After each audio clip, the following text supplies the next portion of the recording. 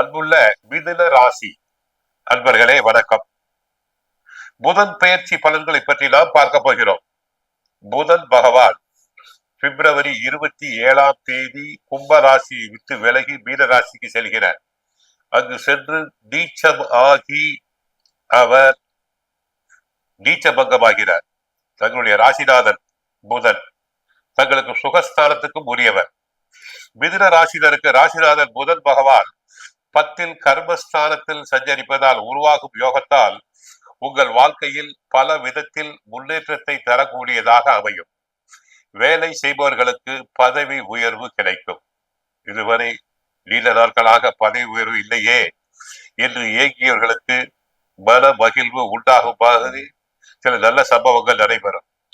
வேலை தேடுபவர்களுக்கு நல்ல வேலை வாய்ப்புகள் உருவாகும். வேலை இழந்தவர்களுக்கு நல்ல வேலை, திரும்பவும் அதே வேலையில் சென்று சேரலாம்.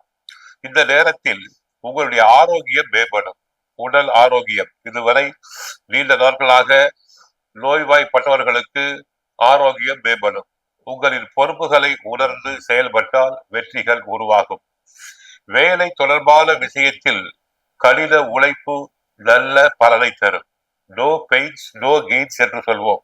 எந்த அளவுக்கு கஷ்டப்பட்டு உழைக்கிறீர்களோ அந்த அளவுக்கு நல்ல பலன் கிடைக்கும். உயர்ந்த தனிப்பட்ட மற்றும் தொழில் தொடர்பான வாழ்க்கையில் உள்ளவர்களுக்கு நன்மைகள் அதிகரிக்கும். சரியான நடவடிக்கைகள் மூலம் பிரச்சனைகள் தீரும்.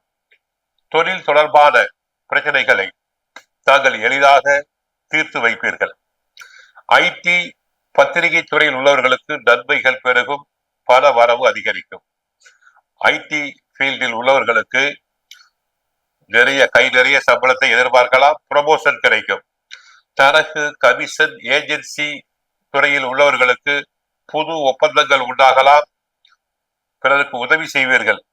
ஜவுளி வியாபாரம் லாபம் பெருகும். கல்வி ஸ்தாபனங்களில் வேலை செய்பவர்களுக்கு நல்ல பெயர் உண்டாகும். தங்களுடைய ஆலோசனைகள் ஏற்கப்படும். மாணவர்களுக்கு நன்கு கற்பிப்பீர்கள். நல்ல ரிசல்ட்டினை தாங்கள் எதிர்பார்க்கலாம்.